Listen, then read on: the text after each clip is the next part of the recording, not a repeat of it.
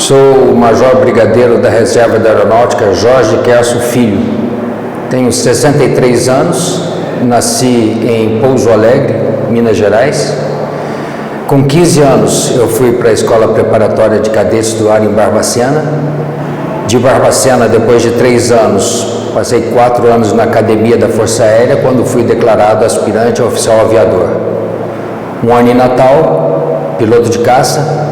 2 anos em Fortaleza, líder de esquadrilha de caça. Fui transferido para o Rio Grande do Sul, onde servi em Santa Maria, no 3º do 10º, Esquadrão Centauro, e em Canoas, no Esquadrão Pampa. Depois disso, mais algumas transferências, mas o tema que me traz aqui hoje é falar alguma coisa sobre o acidente ocorrido com o voo 1907, uma colisão em voo a 37 mil pés no ano de 2006, 31 de setembro. Me perguntam como que eu fiquei sabendo do acidente. Era uma sexta-feira, eu já estava em casa e fui solicitado que retornasse ao CENIPA, unidade que eu estava para assumir, estava aguardando mudanças na legislação para assumir a chefia do CENIPA, mas ao chegar na área do 6º Comar, eu já nem fui para o CENIPA, eu fui para o CONDABRA, Comando de Defesa Aeroespacial Brasileira. E lá no CONDABRA nós fomos capazes de assistir o que se chama de rejogo, onde pelas imagens de radar foi identificado que as 2 aeronaves tinham passado muito próximas uma da outra, e pelas imagens de radar, e naquele momento nós sabíamos que tínhamos uma aeronave desaparecida e outra aeronave de menor tamanho que havia pousado no campo de provas Brigadeiro Veloso. Como eu estava numa situação especial, aguardando a mudança na legislação, como eu disse, para assumir a chefia do CENIPA, digamos, eu era o oficial general mais disponível no momento e fui escalado para assumir a missão de resgate das vítimas desse acidente ou dos sobreviventes, que era o nosso primeiro objetivo, e foi escalado o Major Brigadeiro Leite para ser o chefe geral da missão, sendo que ele ficou em Brasília e eu fui deslocado para, como chamamos, para a cena do acidente. E a minha base foi o campo de provas Brigadeiro Veloso, que ficou à época conhecido como Base Aérea do Cachimbo, mas nós não temos uma base aérea lá. Mas é um campo de provas muito importante, onde a Força Aérea testa os seus novos armamentos, desenvolve novos armamentos, e é uma área bastante extensa, protegida pela Força Aérea, com toda a sua biodiversidade também preservada. Eu saí desta área ali do CONDABRA por volta de umas 1h30, 2 horas da manhã, e às 6h30 da manhã eu estava decolando para Cachimbo, num Learjet, sem saber exatamente o que nos esperava, né? Essa missão é uma missão que eu tenho muito orgulho por ter participado. É uma missão que, a cada ano que passa, e esse é o 14º ano do acidente, mas eu acho impossível dela ter sido cumprida como foi.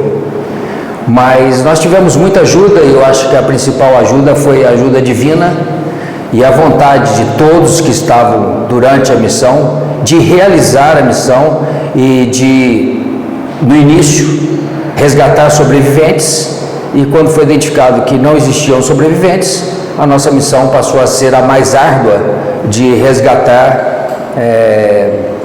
vítimas. Infelizmente, 154 brasileiros que perderam suas vidas nessa ocorrência. Quando eu falo nós, eu até queria esclarecer bem isso, é o método mais simples de eu dizer do envolvimento de todos, não que eu estivesse em todos os setores. A minha missão era bem definida, né? A minha missão era fazer com que os homens que estavam lá tivessem condições de trabalho, coordenar, comandar. Então eu não tive, por exemplo, nos resgates de corpos, eu não tive nas buscas. Então a minha missão era bem definida e eu procurei o tempo todo não fugir dela. Mas eu tenho muita tranquilidade para dizer hoje que foi uma honra para mim ter participado dessa missão e ter convivido com pessoas especiais, brasileiros que vieram de diversos cantos do país para participar dessa missão, desde lá do Rio Grande do Sul, do Mato Grosso, de Manaus, do Rio. Então, eu recebi uma missão bastante árdua, mas Deus fez com que eu também recebesse as pessoas certas para que a gente cumprisse a missão. E no início, o destroço não foi imediatamente encontrado, porque durante a noite as aeronaves que decolaram com sensores para captar a princípio focos de incêndio. Então eram aeronaves especializadas nesse tipo de busca e fizeram a busca durante a noite e também com seus equipamentos de radiofrequência acionados.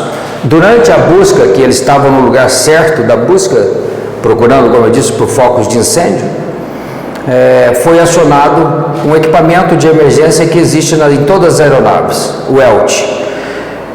E as aeronaves saíram do setor que elas estavam fazendo a busca e foram mais para o sul, de onde era a origem deste sinal de rádio. Mas, infelizmente, não era um sinal da aeronave acidentada, e sim de uma aeronave de fazenda que tinha acionado o ELT inadvertidamente.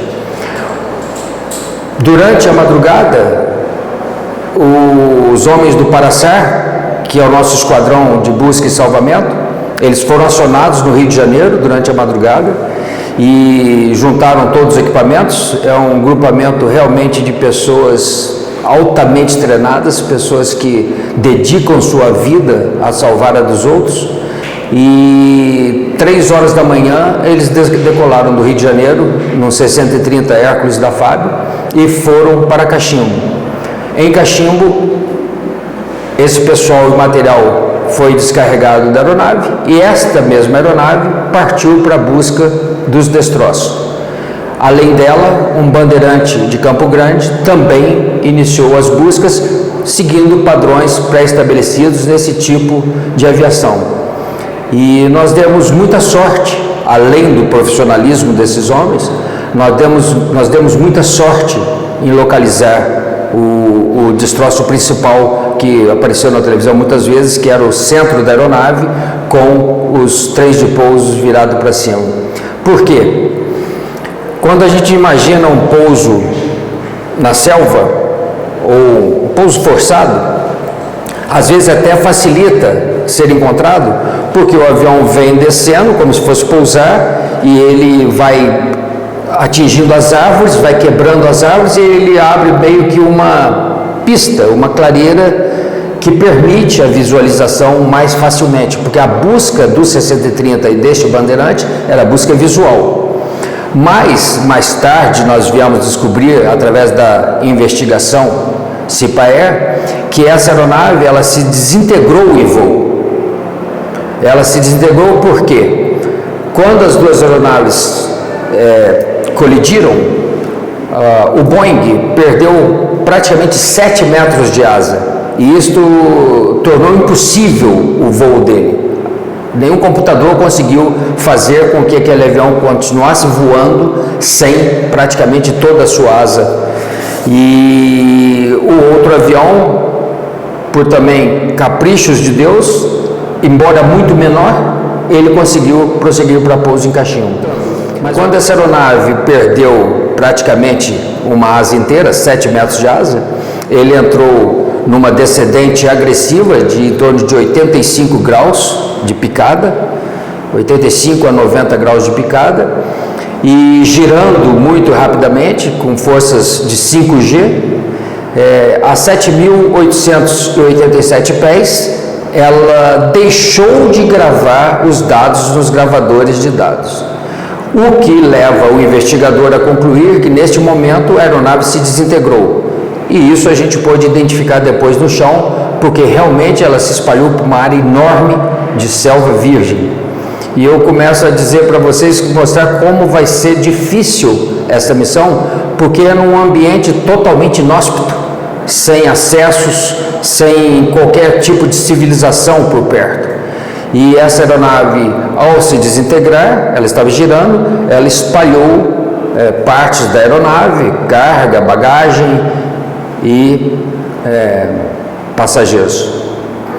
Nas buscas, Deus ajudou bastante. Eu estava dizendo, a aeronave, ao se desintegrar, não criou aquilo que eu expliquei de tipo um pouso corrido, onde ela vai destruindo árvores e deixa tipo uma clareira aberta que facilita. Como ela se desintegrou no ar, vários pedaços foram espalhados e eles caíram no meio das árvores. As árvores, quando um pedaço era muito grande, ela se abriam, né? O destroço caía e elas meio que voltavam para a posição. Então, graças ao profissionalismo dos homens da busca, eles conseguiram identificar o destroço maior, e aí também ficou mais fácil de ver que em cima das árvores dava para se ver muitos detritos, pedaços de roupa, papel, pedaços leves que ficaram nas copas das árvores. Então, isso foi logo ao nascer do sol, porque tinha que ser durante o dia, que a busca era visual, e imediatamente o Paracer já tinha levantado, enquanto iniciaram as buscas, algumas pistas onde se imaginava mais provável tivessem os destroços da aeronave, e uma delas foi escolhida porque era provida de uma pista de pouso, que foi a Fazenda Jarinã, que foi muito importante em toda a missão. Um bandeirante decolou de cachimbo com uma equipe do Paracer que saltou de paraquedas no local, porque a gente não tinha perfeito conhecimento das condições da pista. Então eles foram precursores para ver se a pista suportava o pouso de búfalos, bandeirantes, se tivesse local para a operação dos helicópteros. E ao mesmo tempo que essa turma foi para identificar as condições da pista, um helicóptero decolou para aquela coordenada passada pelo 630 com a primeira equipe do Paracer. A primeira equipe desceu por rapel em cima do destroço principal, vamos agora nominá-lo, né? Que foi a clareira principal, e ali começou realmente a busca por sobreviventes, porque nós agora localizamos os destroços, mas infelizmente no transcorrer desse primeiro dia, todas as informações que chegavam até mim permitiam que eu concluísse que era muito pouco provável que existissem sobreviventes. Mas o brasileiro é um povo de muita fé, e enquanto existir uma única possibilidade, uma única esperança, todo mundo quer encontrar o seu parente. E nas primeiras buscas nesse destroço principal, chamou a atenção que só foram encontradas 2 vítimas, sendo que uma delas estava em cima da asa do avião, e o avião estava no dorso. Ou seja, o avião caiu primeiro que a vítima.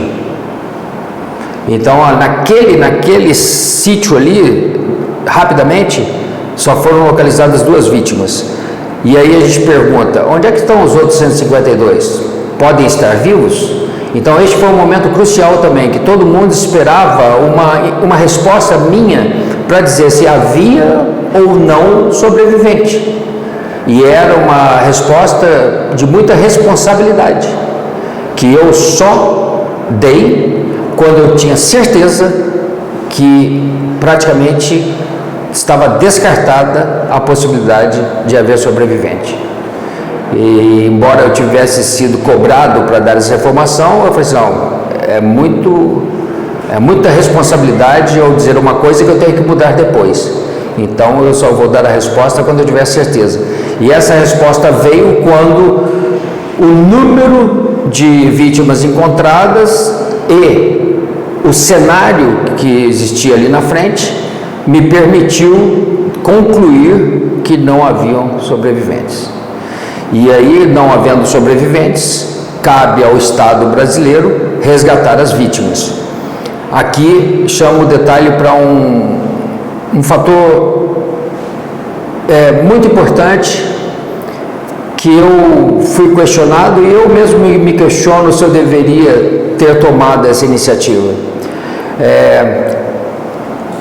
Nós estávamos lá primordialmente para resgatar sobreviventes. Não havendo, nós vamos resgatar as vítimas. Carga e bagagem é responsabilidade do operador da aeronave. Então nós não precisávamos tirar de lá nada que não fossem as vítimas. Mas, mesmo tendo sido assessorado, tendo sido mostrada a legislação, eu achei que ninguém mais conseguiria fazer esse trabalho naquela situação mais tarde. E não foi a nossa prioridade. Nós não demos imediatamente muita atenção para isto, porque nós queríamos, a nossa prioridade eram as vítimas.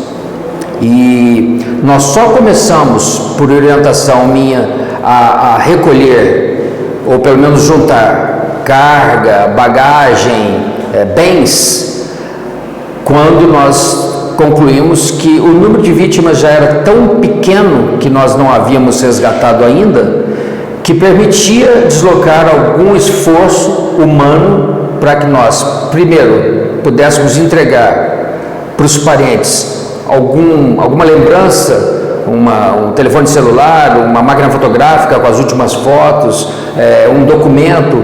Aí, quando nós já tínhamos resgatado a maioria, nós começamos a deslocar esforço para resgatar esses bens, digamos assim, pelo motivo humanitário, primeiro, e segundo, para que a gente não deixasse poluição numa mata virgem brasileira. E eu acho que todos nós que participamos dessa missão pagamos um preço caro por essa decisão minha. Eu me questiono até hoje se a decisão foi correta, mas naquele momento eu achei que ela era correta. E eu fiz. Não posso dizer que eu não me arrependa, mas eu acho que se acontecesse de novo, provavelmente eu tomasse a mesma decisão, mesmo sabendo que eu estaria contrariando a legislação em vigor. Bem, mas voltando, depois que foi identificado esse destroço principal, nós começamos a levar material para a fazenda Jarinã, que ficava a bons, se não me falha a memória, 150 quilômetros de distância, e mesmo da fazenda Jarinã para Clareira, eu diria que ainda tinha mais uns 30 quilômetros. Esses números eu não tenho guardado de memória, posso estar falando números incorretos, mas eu quero dizer o seguinte: mesmo de Cachimbo para ir para a fazenda Jarinã era muito distante. Então, de helicóptero a gente demorava 45 minutos para ir, e de avião um pouco menos. Mas a fazenda foi muito importante porque nós pudemos concentrar os esforços ali, o que nos permitiu também movimentar com mais facilidade o pessoal para dentro e fora da floresta e também retirar as vítimas da floresta para a fazenda por helicóptero e da fazenda para o campo de provas Brigadeiro Veloso eram deslocados no Búfalo da Força Aérea, e foi a última missão operacional do Búfalo, que eu diria que um avião difícil de ser substituído pelo número de missões que ele era capaz de realizar e pela capacidade de operação também em pistas sofríveis. Aqui eu abro um parênteses, né, para falar dos nossos helicópteros, né? Hoje, felizmente, a Força Aérea conta com helicópteros de primeiro mundo, digamos, são os helicópteros que estão sendo operados pelas melhores forças aéreas do mundo. Mas à época, eu lembro que um repórter me perguntou: Brigadeiro, é verdade que os senhores estão usando o helicóptero da guerra do Vietnã? Eu falei: meu amigo, nós estamos usando o helicóptero que o povo brasileiro é capaz de permitir que a Força Aérea opere. E nós vamos operá-lo da melhor maneira possível. Quando o povo brasileiro achar que a gente merece algo mais, nós teremos esse algo mais, nós sabemos o que queremos, mas no momento é isso que temos. Por incrível que pareça, Os H1H, que a gente chamava carinhosamente de sapão ou agazão, eles cumpriram uma missão, digamos, perigosíssima. Para aqueles que são pilotos de helicóptero, sabem que não existe nada mais crítico que operar um helicóptero monomotor, fora do efeito solo, sobre árvores de 30 a 40 metros, com altíssima temperatura e com carga externa, sendo içada por guincho ou sendo descido pessoal por rapel. E a gente sabe o que acontece se alguém estiver descendo no guincho ou no rapel e um helicóptero derrapane. Então a primeira coisa que se faz é cortar a corda. Então aquele que está sendo içado, ele simplesmente vai ser sacrificado para que os outros que estão a bordo da aeronave tenham uma chance maior de sobrevivência. E esses helicópteros, embora sendo da Guerra do Vietnã, graças à manutenção da Força Aérea e à boa aplicação dos parcos recursos disponibilizados às Forças Armadas, esses helicópteros cumpriram a missão com total disponibilidade. Todos, sem exceção, todas as vítimas, sem exceção, elas foram retiradas da selva por um helicóptero e levadas para a clareira principal. E esse foi o serviço do agazão.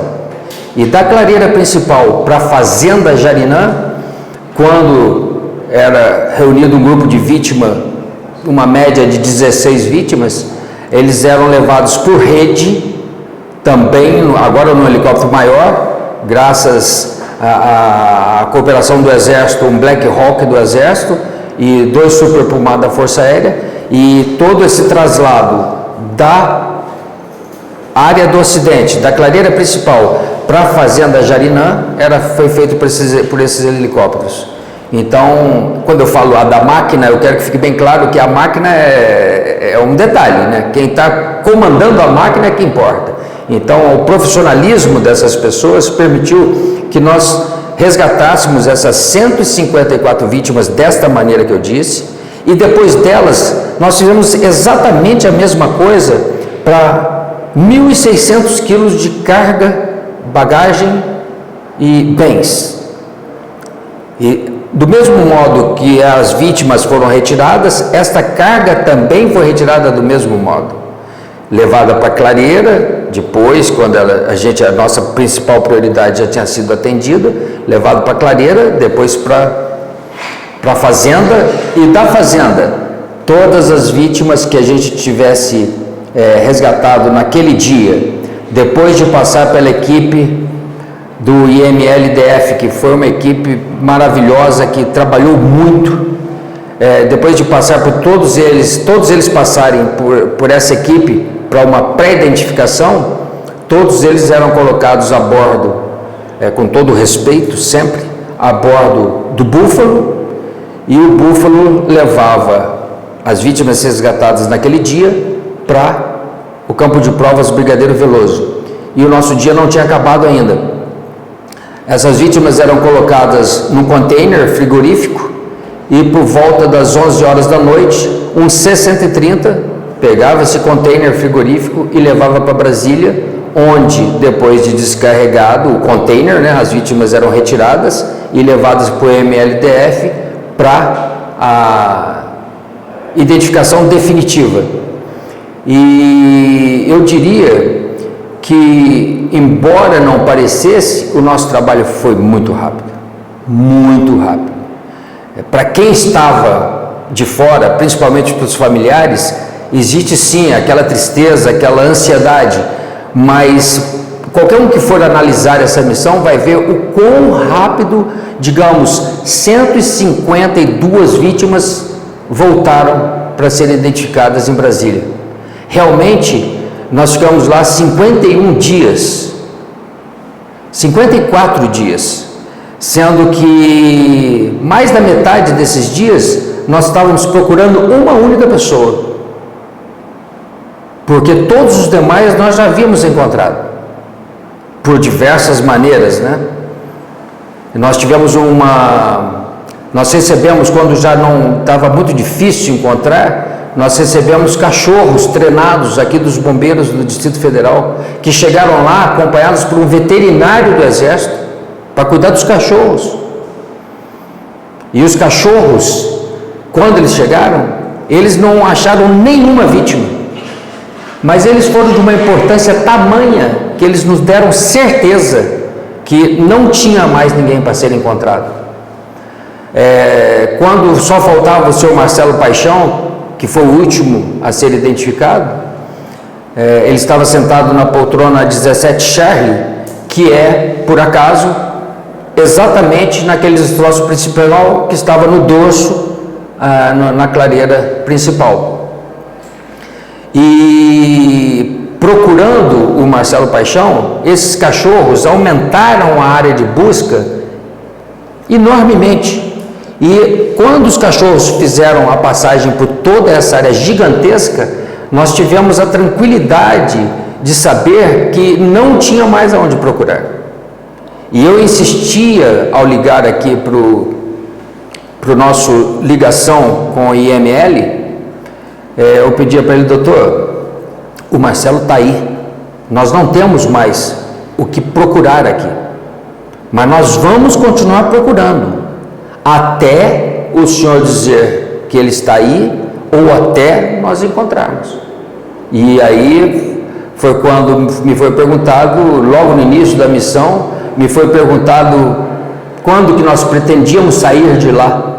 E foi logo no início, eu falei assim que nós não deixaríamos ninguém para trás. E essa frase não é minha, eu me lembrei dessa frase.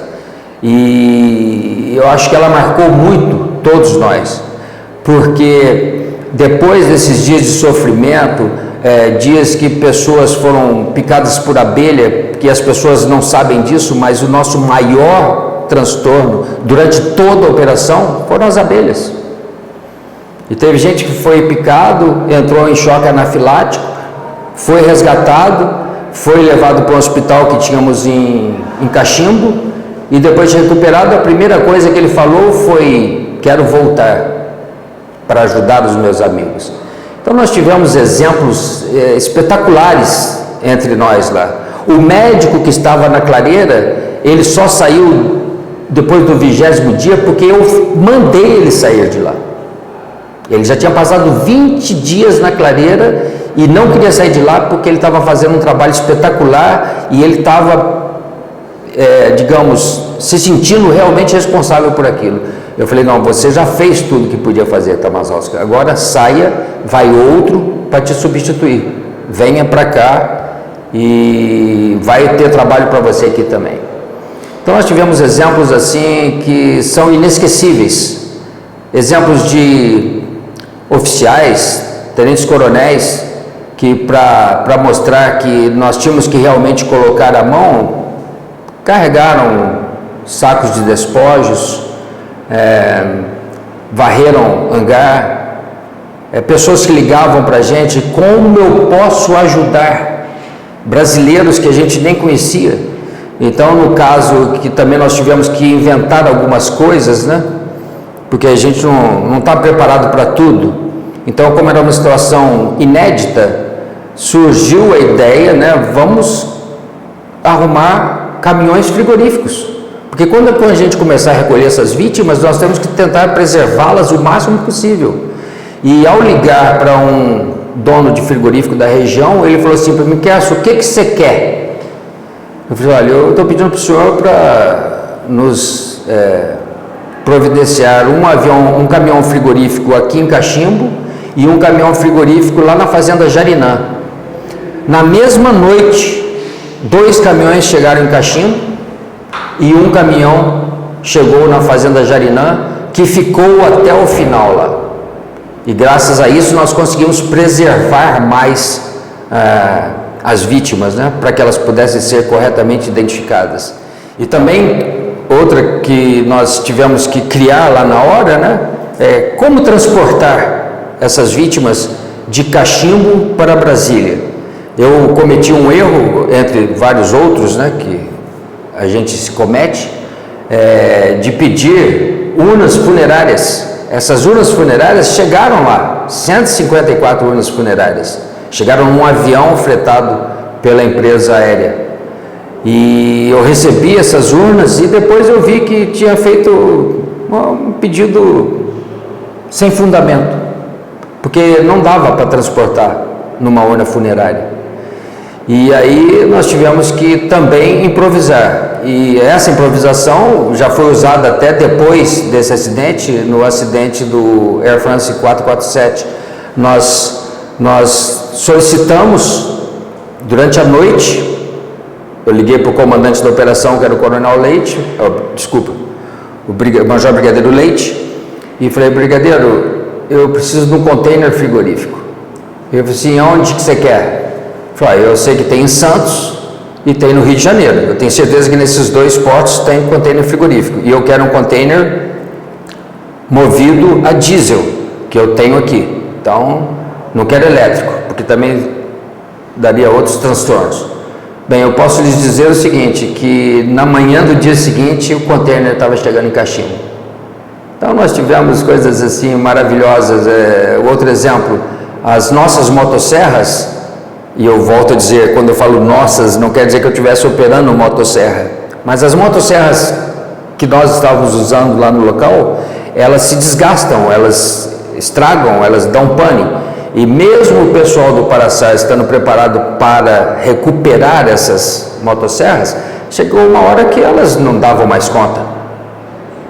E eu lembro, são coisas que vão marcando, né? Eu lembro que à noite eu conversei com o pessoal da empresa que sempre esteve do meu lado, da empresa aérea que sempre esteve do meu lado, e virei para ele: pô, eu acho que a gente não tem condições de responder essa imediatamente. Você consegue motosserra para mim? Eu não sei o que eles fizeram, mas de manhã, em Brasília, tinham 10 motosserras novas para serem levadas para Cachimbo. E a gente levou as motosserras e foram empregadas lá durante todos os demais dias da operação. Eu lembro de um amigo que descobriu onde eu estava, né? Miguel Dal, que ligou para mim e falou assim: Kerson, nós temos aqui um equipamento que, por legislação, nós somos obrigados a ceder quando ocorre acidente aeronáutico, principalmente para desinterdição de pista, é o Recovery Kit. Eu falei: pô, sim, e o que compõe, o que tem nesse Recovery Kit? Ele falou assim: são 5 toneladas, tem 2 macacos, cada um de 1 tonelada, e mais todo o equipamento de colchões para serem inflados. Resumindo, ele disponibilizou no Galeão esse material. No dia seguinte, esse material estava em Cachimbo. No mesmo dia à tarde, nós levamos esse material para Clareira, o que permitiu que, com este equipamento, operado por 2 voluntários que foram para lá, esse equipamento pudesse virar a área central da aeronave. E ao virar essa área central, que a gente tinha grande suspeita que ali embaixo poderia ter vítimas, ao virar essa parte, o que deu muito trabalho, foi possível resgatar 5 vítimas dali. E como o Marcelo Paixão estava sentado naquela área, foi graças ao trabalho minucioso de um médico que eu respeito muito, que foi capaz de passar um dia inteiro fazendo um trabalho minucioso para resgatar pequenos fragmentos encontrados naquela área. A missão só foi encerrada realmente quando o IML Brasília ligou para mim e eu lembro, era de noite já, e a frase foi bem essa: Kerson, ele está aqui. E eu lembro que nessa hora eu me emocionei muito, eu me emociono até hoje ao lembrar. E eu lembro que, digamos, o Estado-Maior que estava trabalhando ali com a gente ali, os principais cabeças de time, vamos dizer assim, os oficiais do meu Estado-Maior, que eu nunca criei, ele foi criado assim naturalmente, cada um assumiu uma função praticamente sem eu dizer faça isso, faça aquilo. E eu disse para eles: amigos, vamos voltar para casa.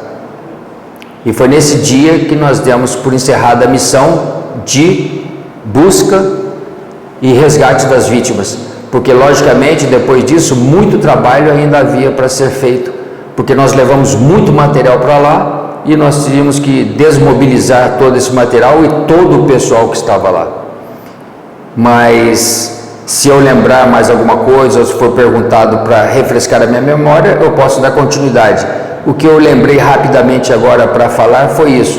E apenas para encerrar, eu quero dizer novamente do orgulho de ver tantos brasileiros com tanto afinco, tentando cumprir uma missão e que infelizmente foi por alguns criticados e acusados de coisas inadmissíveis, mas foi um orgulho muito grande poder ter feito parte disto e por ter convivido com pessoas especiais que na sua maioria foram para lá sem procurar nenhum reconhecimento, sem querer nada além de cumprir a missão.